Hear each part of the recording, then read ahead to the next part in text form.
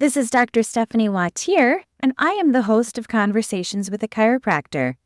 If you have been following along, then you know this is not a health how-to. This is not instructions on how to care for your spine. Conversations with a Chiropractor is a fireside chat, a little bit like Tuesdays with Maury, a little bit like chicken soup for your soul. Sit back, grab a cup of coffee, and listen to this inspirational conversation. In this episode of Conversations with a Chiropractor, I sit down and talk to one of my friends from Palmer College of Chiropractic, Dr. Jill Bala. Dr. Jill shares how she went from a career in finance, living in San Francisco, to being inspired by the man down the hill. I think you're going to enjoy this conversation. Dr. Jill Bala, thank you so much for being on this podcast with me. You're welcome. Happy to be here. Dr. Bala, may I call you Jill during this podcast? Of course. We first met during school at Palmer College of Chiropractic. We're going to go way back there in a minute, but we're going to sort of fast forward to now. Yes. So you have a clinic in Traverse City called Authentic Health. And in your clinic, you do about 75% nutrition, you do chiropractic, and cold laser. Yes. You have come from being a very successful provider in the Chicago area for 15 years. But tell me a little bit about what first got you interested in nutrition. So that also goes way back. I was married. When we got married, I was in a different field. I actually have a bachelor's in finance, and I was working in brokerage firms, asset management departments. And when I got married, my husband was being transferred around. And so every 2 years, we'd be plucked up from one place and dropped down in another. The unique experience I got to have was every place we went, I found a new chiropractor. And so I got to experience an array of different types of practices and practitioners. And when we moved to San Francisco, there was an old guy who lived at the bottom of the hill, and he just liked to sit in his office and read research. And so I would go down there because, unbeknownst to me, I had this desire to do something more meaningful. He was really into nutritional therapy. Some people call functional endocrinology. It's not quite functional medicine, but using nutrition as a therapeutic way to support the body in healing. And this doctor brought himself back from congestive heart failure. So he was sent home to die. And instead, he got on a plane and went to LA and got all the metal chelated out of his mouth and his blood and his tissues. And he was a marathon runner and had tons of stories that I loved to sit and listen to for hours on end. And that really was the spark that got me interested in how I was going to be able to do this kind of work, and had always had a love for chiropractic. So that was how I decided that was the route I was going to take. And when I started chiropractic school, I knew that was going to be my focus. And so that was a really beneficial way to go through chiropractic school as well, because I got to match up nutritional seminars with our basic classes and kind of learn the nutrition as I was learning the physiology and pathology. It definitely was the thing that made my life passionate, for sure. Was this gentleman a chiropractor in San Francisco? Yes. Okay. Shout out to Dr. English.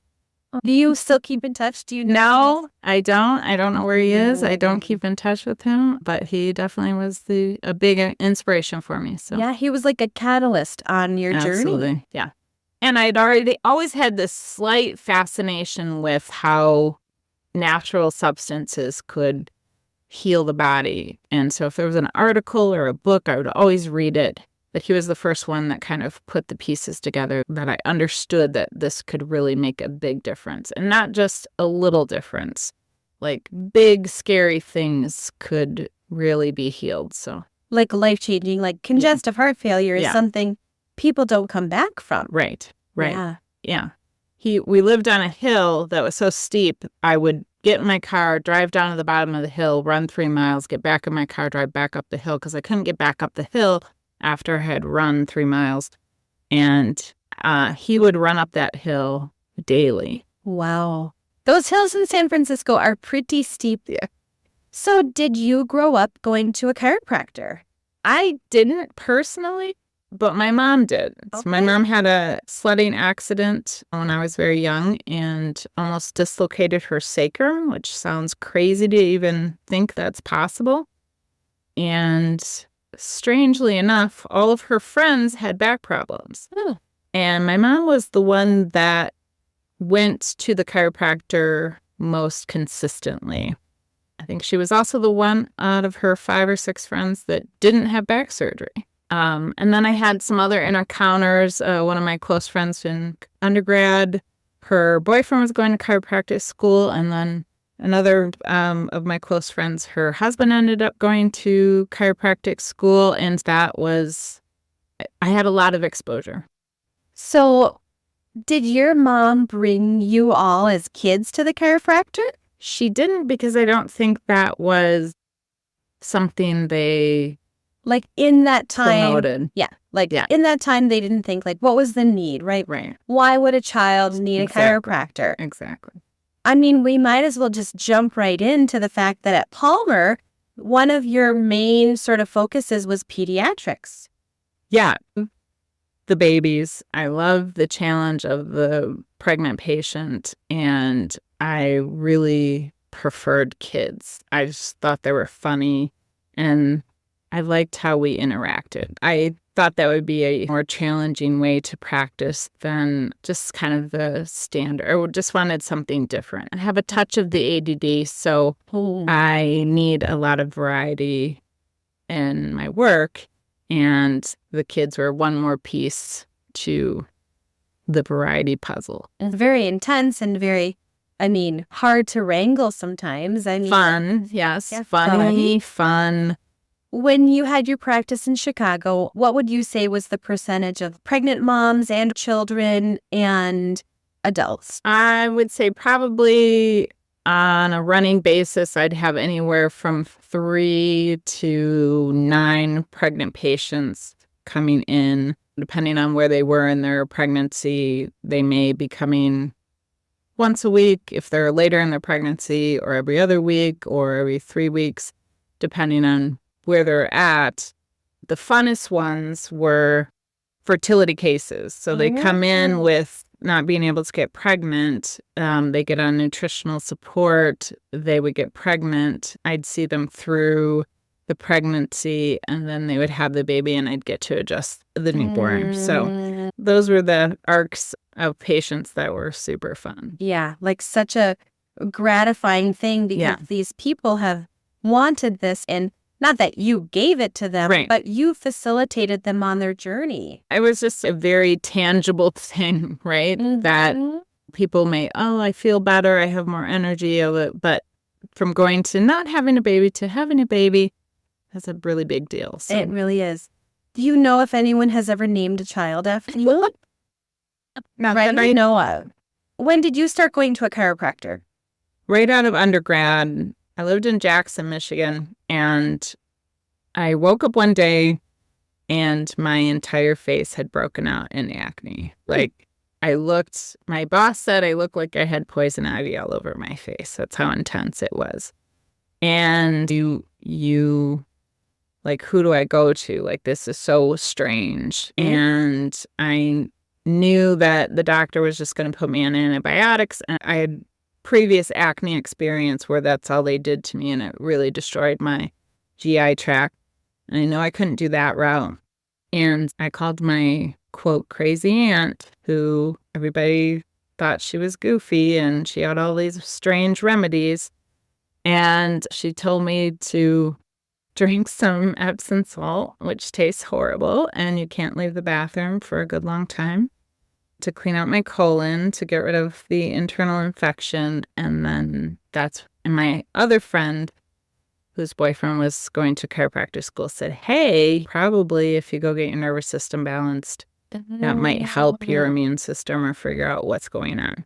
And so that was my first adult interaction with with the chiropractic. chiropractor. So this aunt who was known for these remedies, did she go to a chiropractor or did she just sort of have these like home remedies? No, she had gone through her own health journey. She was sensitive to gluten, celiac very early on, but she was sick and nobody knew what was wrong with her. And so I think she had been through the gamut. And so she had to turn to alternative because nobody could give her answers. And she figured out before it was really well known that she had celiac. And she had also developed lupus. And so she had to keep herself as healthy as possible just because nobody else was helping. Yeah. And so she did have some crazy things, but now that I'm kind of on the other side of it, I don't think they're so crazy. I think she maybe didn't have all the answers, but she certainly was on the right track and she was doing what was best for her. I think it was a lesson in just supporting people and allowing them to have their own health journey and not trying to dictate or say something's right or wrong. It really is a personal journey. My mom had MS diagnosed when I was 10, and we talk a lot about sort of what that era was like or what that time was like. Right. Even though chiropractic, the profession, was really invented in the late 1800s, it didn't gain sort of the academic notoriety that it has now. Right. So there were a lot of people probably raised in like 30s, 40s, 50s who chiropractors were known as snake oil salesmen. Yeah. And I think even now you've had experiences, maybe frictional experiences, where people are, I want to say, doubting Thomases, Sure. where people look at these quote unquote supplements, these nutritional supplements, and they think that's ridiculous. We get all the vitamins we Right. need from food. So talking about nutrition the way that you and I know about it, and talking to someone who has no idea what this functional nutrition is like, how do you explain, like if someone said to you, don't I just get all my vitamins from food? Yeah. So if you've looked at nowadays farming that's happening now, we know the soil is horribly depleted of minerals. It's filled with pesticides. It's even organic farming. The mineral levels aren't what they were because our food is so deficient in nutrients and we're so filled with pesticides and there's so many things that are dyes and artificial sweeteners and processed foods and synthetic vitamins. To heal the body, you need to get to a therapeutic dose, right? And if we can get to a therapeutic dose, that's when we can move the needle on our health. So let's just talk a little bit about a few different brand names of products. Not that we're giving anybody like an endorsement, but we do, both of us, believe highly in the source of the vitamins, supplements, nutritional items that we're taking in, ingesting, and offering to people. So there's one called Standard Process that's all whole food, organic. And let's talk a little bit about the protomorphogen. Yeah, that's a really unique product. And it was developed by Royal Lee, I think in the 30s. And basically, a lot of companies take, let's use the thymus gland as an example. So the thymus gland, when you chop it up and you give it to people, it actually improves the immune response.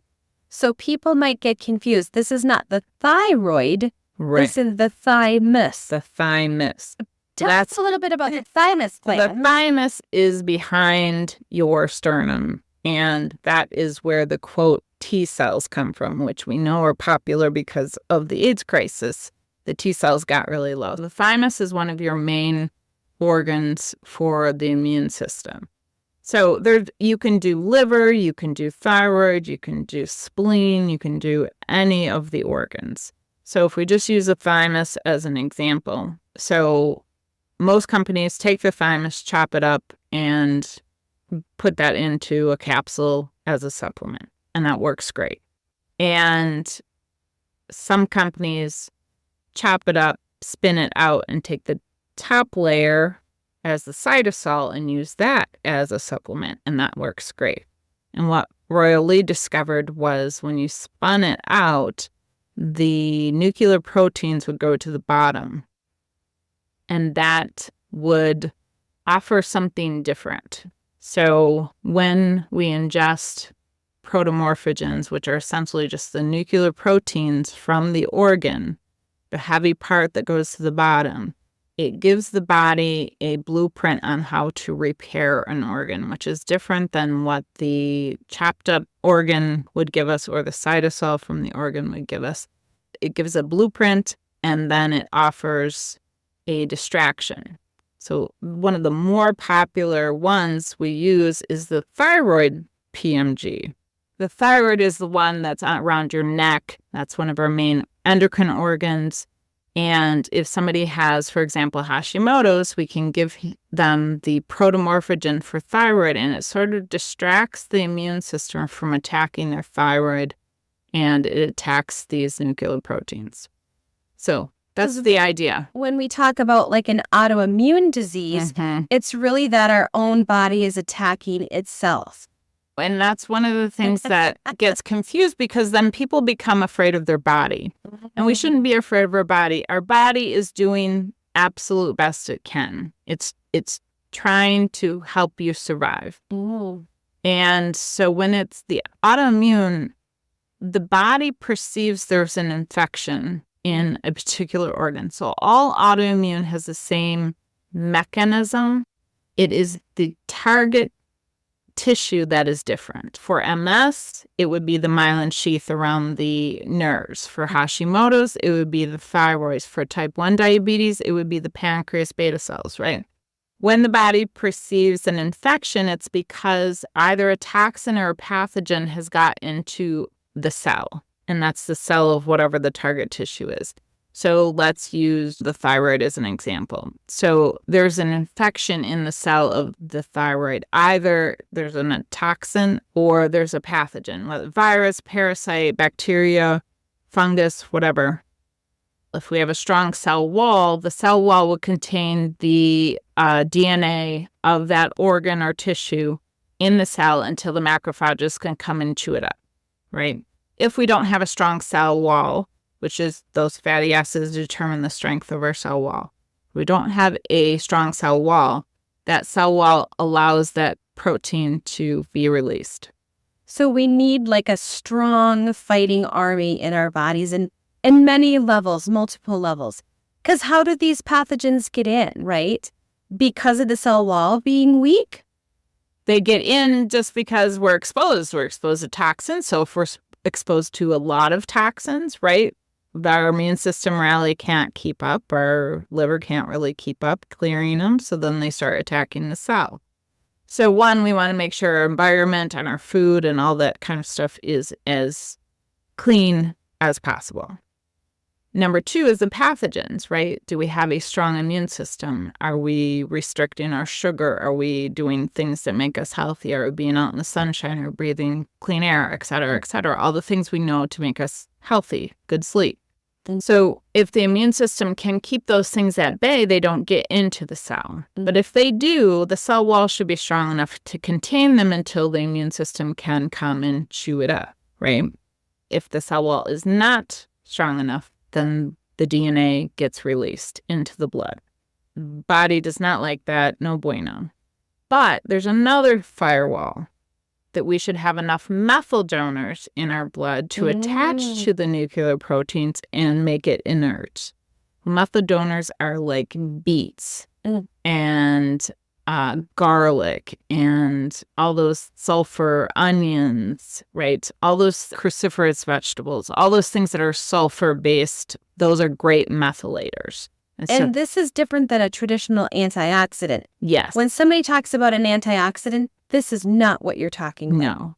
We're talking about methyl donors. So these things that are given off a methyl atom, molecule, that will come and attach. So methyl donors help our liver function. And so things that we talked about, beets and onions and garlic, cruciferous vegetables, those are all giving off methyl donors. So if we have a diet that's rich in methyl donors, it will attach to any free-floating DNA and it's not a problem anymore. So we're less likely to have an autoimmune reaction. Right. We are less likely to have that free-floating DNA Right. that the immune system identifies as an issue. Right. If we don't have enough methyl donors, eventually that DNA gets to the liver. And the liver is the police. It is the one that's going to take care of business. So think of it this way. If I have a eyeball cell that gets infected, breaks down, I have free-floating eyeball DNA, and it comes floating by the spleen and attaches to the spleen, and now I'm growing an eyeball on my spleen, right? The body that's what it's trying to prevent. We don't want free-floating DNA from one organ going and attaching to another organ. We want to keep everybody in their own lane. The body is very systematic, craves to be like homeostatic and neutral. So the liver's job is to take care of that. So the liver takes that in and says, we have an infection. So whatever the tissue is that has the free-floating DNA, it says we have an infection there. It sends the immune system to that organ to take care of the infection. Mm. And that is what everybody thinks, oh, the immune system is attacking itself. And I'm a big fan of not using words like that. The body is not attacking you. The body is not your enemy. The body is really doing everything it can to help you survive. And if you have free-floating DNA in your body and the body doesn't do anything about it, what if it is a serious infection that is going to take you out? So it's a mechanism in our bodies to keep you alive a little bit longer. We may be able to sidestep that because of all of our technology, but it's still there to save us. And we have firewalls that we can put in place to keep that from happening. The other point, and we just talked about this today, was most of the autoimmune happens in women. Most experts say it is repressed anger, unexpressed anger in women, which if you're paying attention, a lot of women are getting a little bit angry. And I think that's okay because otherwise it just makes us sick. Yeah. And I think that you and I have talked a lot about this, and we're not therapists, we're chiropractors, and we do nutrition, but there is such a huge component with emotion literally making ourselves sick. Absolutely.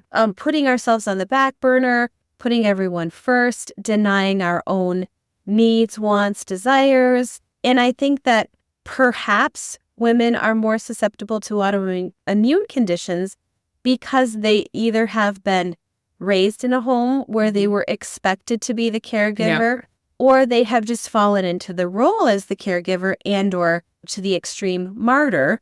Yeah. And I mean, I think that it's very important for people on their health journey to be addressing some of these, I mean, we'll call it psychological, emotional, mental, because it just ties so closely into that physical. Yeah, you can't really divide the physical from the emotional. What I was always taught is the physical follows the emotional. So if the emotional body is not in balance, there will be physical symptoms.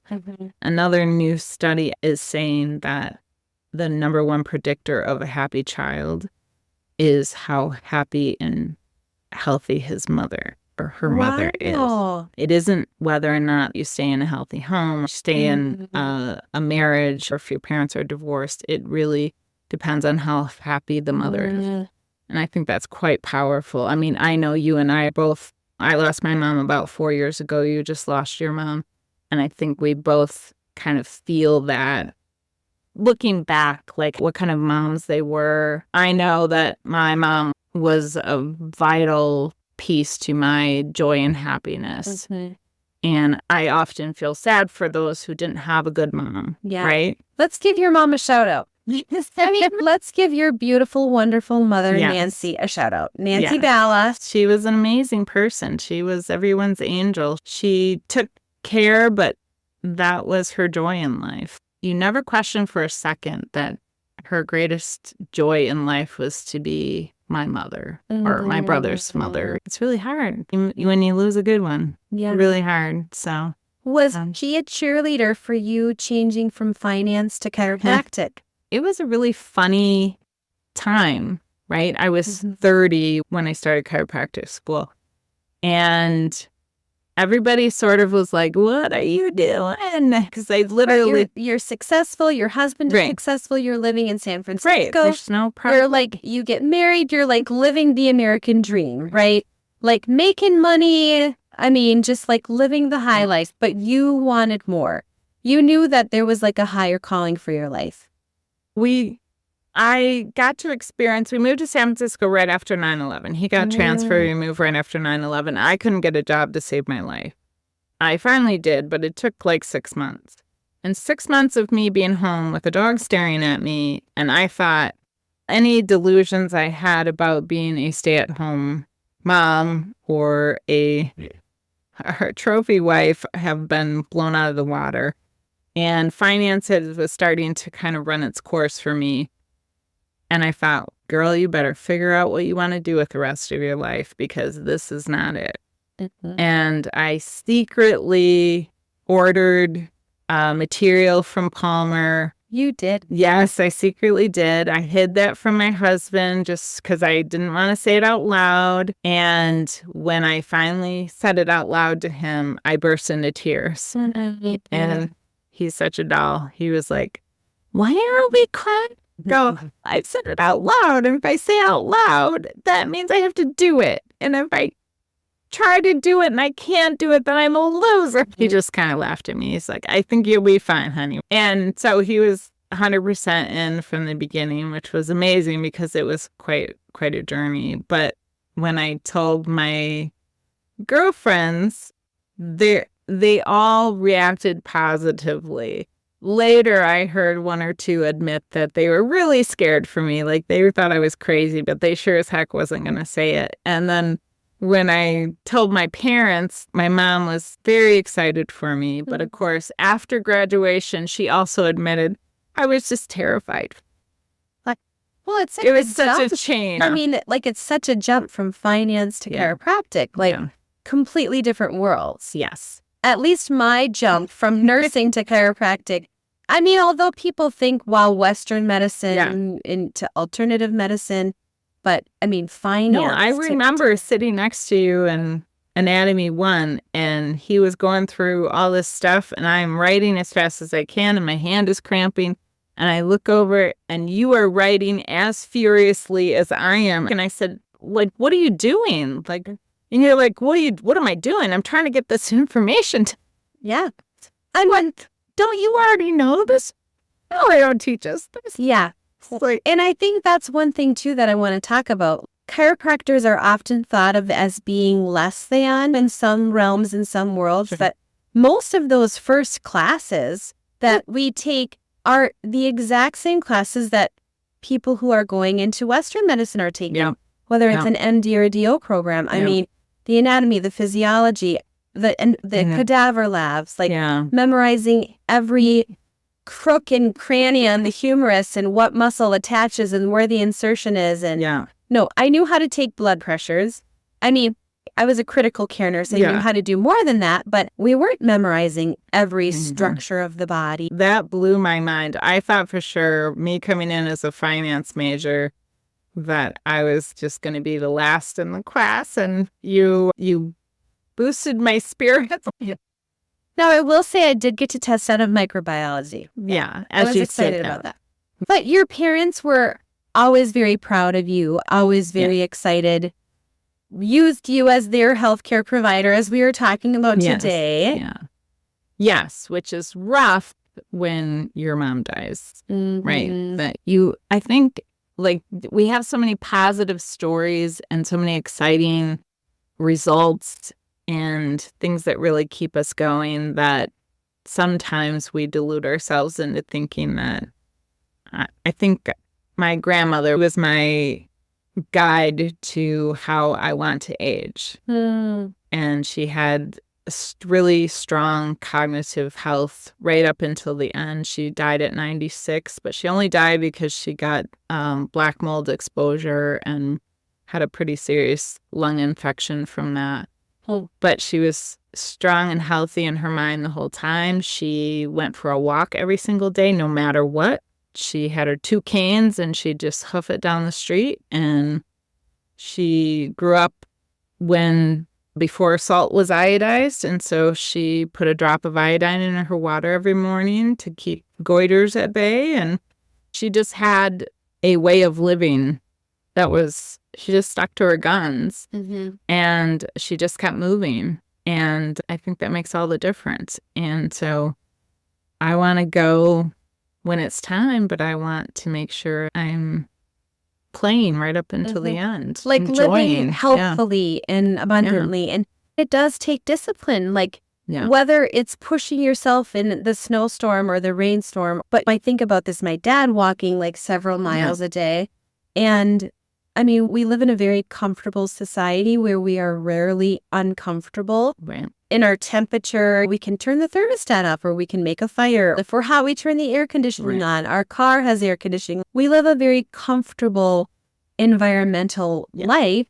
So we have to push ourselves beyond this comfort. Right. I mean, to make ourselves healthier. We're like sharks. We have to keep moving. And so oftentimes you'll see people who get retired and then things go downhill quickly because they don't have a purpose. They don't have that structure, what they want out of life. What's next? And I think of that a lot, and I want to keep going. I got a lot of countries to see. I got a lot of things to do. I got a lot more sunsets to watch, and so. Tell me a little bit about your daily routines or some of the things that you do to stay healthy.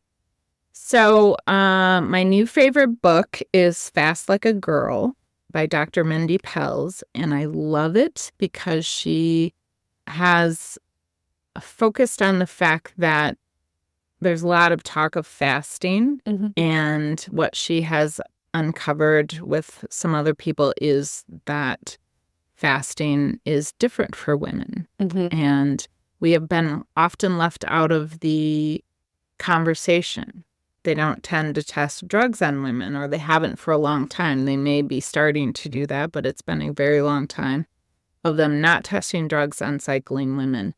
One of the books that I read that I was just like, oh, this is amazing, was called The Obesity Code.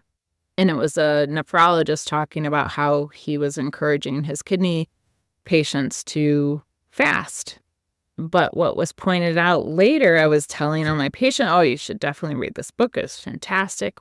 Then I found out later that all of the studies that he cites do not include cycling women in the fasting. And I was just devastated because I know personally fasting wasn't working for me. And I would go to seminars and other female practitioners would say, fasting isn't working for my patients. And we would get poo-pooed and say, they're just not doing it right. And I'm a big admirer of Dr. Mindy Pelz. She's on TikTok. The book is just very well done and simple, and that's been my new thing. It's fasting based on your cycle. And if you're not cycling anymore, then you fast based on the moon cycle. So it's really easy and fun, and what I've noticed is my body goes with the cycle. Like when I'm in the beginning of my cycle, it's so easy to fast for me, and I love it. I enjoy it. I'm not hungry. I can get through my day no problem. And when I'm on the second half of my cycle, I do need a little bit more carbohydrates.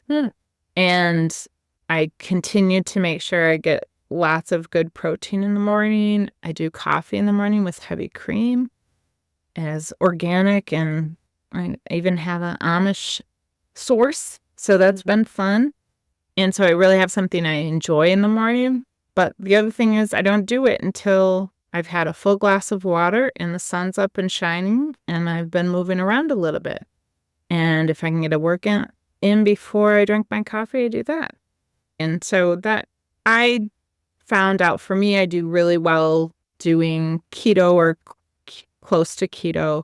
Always had very fragile blood sugar. And once I got that under control and started to eat a diet that really supports that, then a lot of things got better very quickly. I do have to be careful. I border on autoimmune disease, so I do have to stay away from gluten. I do have to really watch my dairy, which is why I only do heavy cream. And when I stick to those things, I feel good. My hair grows, my nails grow, my skin looks good. The weight starts to come off naturally. I'm not doing any kind of crazy diets. I feel more like moving. I have better interactions with patients. I'm more creative. I think clearer with my protocols and helping other people. So it just gives and gives. If I can let go of the addiction of the sugar and the carbohydrates, for me, it makes a huge change in my life. So I love Pilates. So that's usually my exercise choice. And when my spine's in good shape, I can do Pilates really well and enjoy it. We could probably talk for like so long just on like a lot of those microcosms of what you just said, like, you know, even like waking up and doing something before you eat or before, like, but we're not going to go down that rabbit hole because I want to ask you about this little rabbit hole, which is distilled water. Talk to me a little bit about that.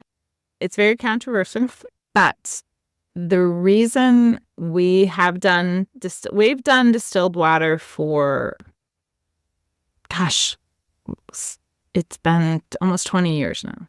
When you say we, you mean you and your husband? Me and my husband.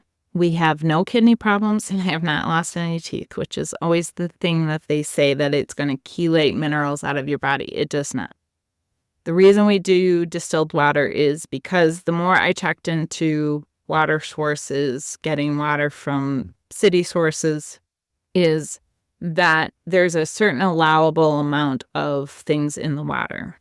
And the things they can't get out of the water is all the pharmaceuticals that everybody's on that they pee out. And then when they reclaim the water and clean it up, they can't get those out of there.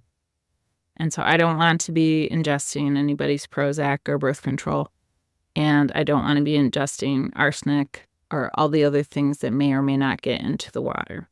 I did have a patient who lived in a certain area that the water main would break often due to weather or what have you.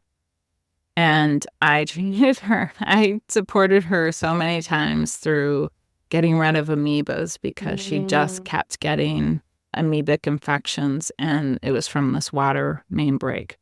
That was a choice we made to make sure that, number one, the water we drink is clean. And then people often think that, oh, you're not getting all the minerals from the water anyway. So I can't take out the toxins out of the water without also taking out the minerals. Just accepted the fact that I'd rather have super clean water and then put the minerals back in different ways. We have liquid minerals we use. We have different tablets we use depending on how the body's going and what we need. So I just don't worry about it. I have very healthy, strong teeth. Despite my dislike for going to the dentist, we have very strong, healthy kidneys. There's no indications or signs whatsoever that distilled water causes any health problems. I've been a test subject. All my dogs have been test subjects. And yeah. I mean, I know that's one of the things you're really passionate about. Yes, clean water it's very difficult to come by. And yes, I would love to drink the water coming off of Mount Fuji, but I don't live near Mount Fuji and I can't get to a glacial source of water. And I don't want to contribute to the shipping and the plastics and the glass to actually import health water from artisanal springs in the mountains of Italy. That would be great, but I don't have access to that, or I don't want to spend the money or be part of the consumer problem, which then becomes an environmental problem. Right. So we have a distiller that's just a countertop distiller. It's got 2 pitchers. You fill one up, you plug them in an hour and a half or 2 hours, you have gallon of clean water. So if somebody was like, how do I know if my water is clean? Like, do you actually tell them, here's like a government agency where you can send your water to test? So number one, the government would tell you, like, it's good after, hey, you should probably boil your water, right? I often think about what happened in Flint. I thought, like, wouldn't it be better instead of giving all these people plastic water bottles, giving them countertop distillers, right? It's distillers or it's reverse osmosis. Those are the 2 ways to make sure your water is clean. If there is a exposure, you're not going to know about it. And I'll give you an example. The clinic we had outside of Chicago our water was distilled. That's what we served people in the clinic. Sometimes you would pop the top off of the container that just evaporated. What's left in there is what was in the water. Sometimes it was really smelly and it looked like pus and it was brown and nasty. That was city water. You're taking all the chlorine and all the garbage up. And so there's no way I would want anybody to drink that. Now, when we were in our home, we lived on a small chain of lakes and we had to have a water softener. We knew when we drank the water with the water softener, this was so much salt, right? We're getting so much salt in just our water because it was softened. But I was never comfortable because our well was on this small chain of lakes that had a lot of traffic and possible pollution. I mean, it's just a choice. And a lot of people do reverse osmosis for that same reason. We do distilled water here because our water's a little sulfury and I just like the taste of it. So, Yes. I mean, and you've kind of gotten used to that. yeah. Which is, So, yeah. it's just one of the things everybody our close friends tease a little bit. I have a water distiller. We don't have a microwave. I have things that I really have looked into and just decided we don't need that. Now, this is going to be opening another can of worms. Why don't you have a microwave? I had read an article, which I'm not sure how valid it was, but I know how I felt. Like, we were one of the first houses that had a microwave when it came out, right? And I know how I felt when I ate the food. It didn't taste good to me. It was sort of rubbery. It didn't... Like, change the consistency. Yeah, it wasn't my favorite. And then I read an article that said that water heated in a microwave actually caused the body the white blood cells actually increased after ingesting water that was just heated in a microwave. Wow. I wasn't out there kind of preaching. It was just like, I don't want to eat food out of a microwave and I don't want this huge appliance in my kitchen. We're just going to get rid of it. And my husband was very funny. He's like, oh, why do we always have to be so weird? And I was like, I'll tell you what, I'll put it up in this cupboard. And if you want to use the microwave, you just take it down, plug it in, use the microwave. Not a problem. And he's like, fine. And so it sat in the cupboard for 6 months because we didn't use it. We used a frying pan on the stove to heat things up, or to defrost meat, we'd just put it in warm water in the kitchen sink.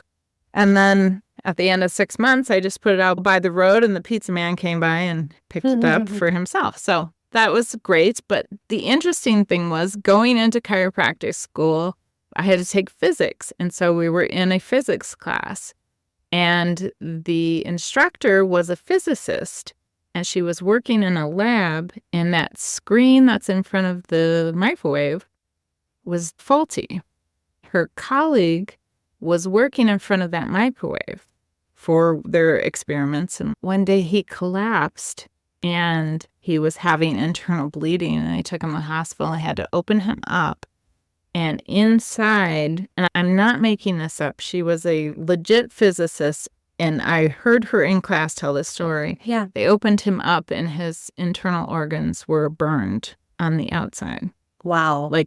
Like a second-degree burns. And so she said she didn't use a microwave after that. She would never cook her food in a microwave after that. Yeah. There's some Just stuff some out of there. these things that like little pieces of information and then you just make a life choice. You just make a decision. Yeah, we have a toaster oven on the counter and it's not really that hard. And I just feel a little better not having one in my kitchen. But yes, people call me weird. That's okay. Dr. Bala, I'm going to jump to your clinic here in Traverse City, Authentic Health, right on Front Street. So if someone comes to your office, do they get to choose whether they only want to be a chiropractic patient? Do they only want to be a nutrition patient? Or do they come in and you kind of decide like all that they need? They, of course, gets to choose. So they have a chiropractor, they're seeing a chiropractor, that's great. One of the things is I just encourage everybody to be getting adjusted. They don't need to be getting adjusted with me. They need to be getting adjusted. So they need to have a well-balanced, adjusted spine so that the nervous system is functioning optimally because the nervous system needs to function so that the endocrine system can function, so the digestive system, so the immune system, right? That's the cascade: nervous system, endocrine system, digestion, immune. And so if we're going to be starting to work on the endocrine system and the digestive system and the immune system, and the nervous system is not balanced, we're not going to be very efficient trying to get where we're going. So that's kind of how I frame it. But I do have a very strong philosophy that everybody gets to decide what goes on in their body, or what they choose to do and when they choose to do it and how they choose to do it. So I don't demand anything of anyone. They get to choose. Some people just come in for cold laser because it's a newer technology that not a lot of people have, but it's freaking awesome. And I know we discovered it at about the same time. We did. I was thinking about that just today, that we heard Dr. Silverman speak. You and I were in the same conference sitting next to each other, because Dr. Bala and I went to chiropractic school together. So we've known each other for 20 years. Yes. 21 years. Yes. And anyways, so we are hearing Dr. Silverman talk about an Arconia laser. Yeah. Yeah. And so you got the first laser. Did you get the first laser? I think we're really close. I think maybe I'd be in the first one, but then it's been neck, and then he passed me that. Yes. But it's an amazing technology, and it does things that nothing else can do. Healing at the cellular level without ingesting anything or having to do any therapy, just pointing a laser is pretty amazing. Some people just come into the clinic for laser care, and some people just come in for nutrition, and then they I don't have a chiropractor. Okay, then we see them for that. And other people just do it all. So, do you want to talk at all about the method by which you scan people?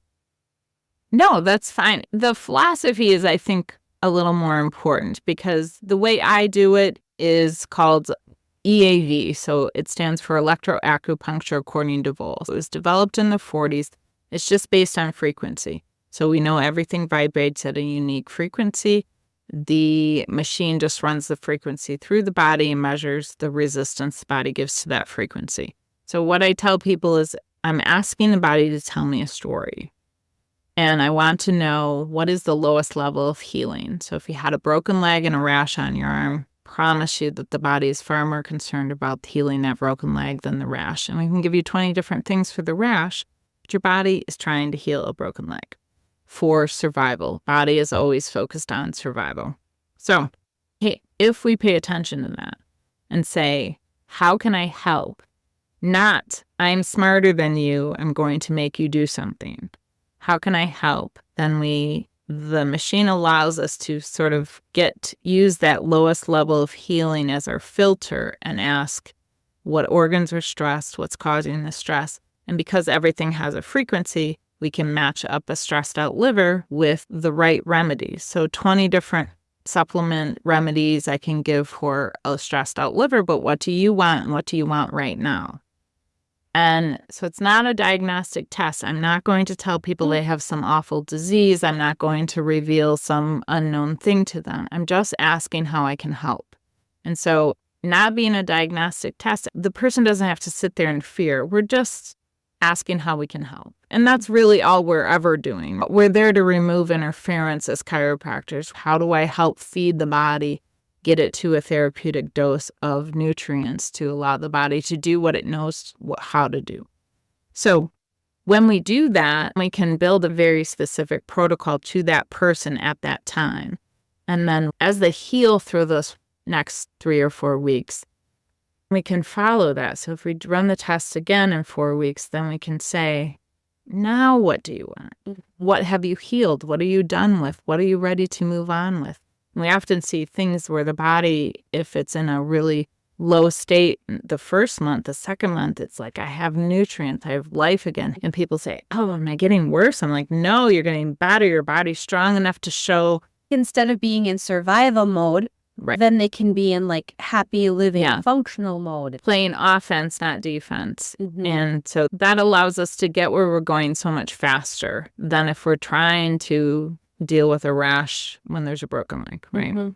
It's not the only way to get there. A lot of great practitioners do muscle testing, which is fantastic. That allows to get a very specific protocol as well. It's just my personal choice of how I approach it. I enjoy it more than I do muscle testing, but so many great practitioners, past and current, use muscle testing. I'm a huge fan of that as well. Dr. Bala, if someone was wanting to reach out to you, could they become a telehealth patient? Yeah, I do. The sad thing was leaving my 15-year-old practice in Illinois was how so many people I was going to miss, but so many people who still wanted to continue care. And so I do have a big swath of patients that I talk to, some every 4 weeks, some we spread out to every 6 weeks, some every 3 to 4 months, depending on where they're at in their journey, what their goals are. And it's so great to be able to stay connected with them and help them continue their health journey, even though I'm not right there anymore. So if someone is listening to this podcast and they say, you know what, I really want Dr. Bala to check me out. I really think that she has something to offer. Would you want them to call you, email you, check out your Facebook, check out your website? How to get a hold of you? Definitely. I have an Instagram. I will get the YouTube up at some point. And so I have different courses I've taught, which people like to watch. But yeah, email, text, phone call, all of those are great and fine. And I do enjoy. And even though if we're doing telehealth, they can't be run through the scan. Some people come to see me initially, make the trip up here because it's absolutely gorgeous up here, a wonderful place to visit. So sometimes they come up and see me twice a year, and in between times we do telehealth. So less ways to go about it. So Dr. Bala of Authentic Health, tell us the exact website address, could you? Because there's a trickiness, right? It's AuthenticHealthLLC.com. Yes. Okay, perfect. Anything else you would like to share with our listeners about your journey or their journey?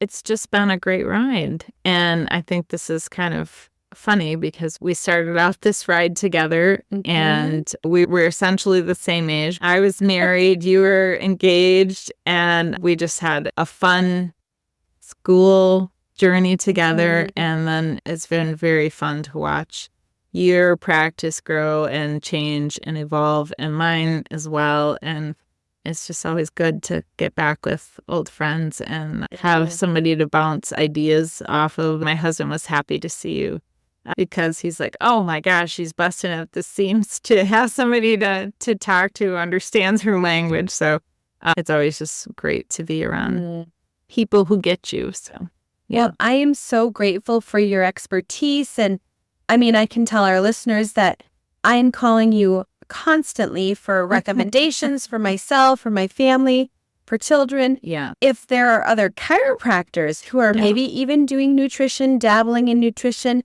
you also offer service to them. Yeah. On the website, AuthenticHealthLLC.com, there is a provider section. So I think it says for the doctor.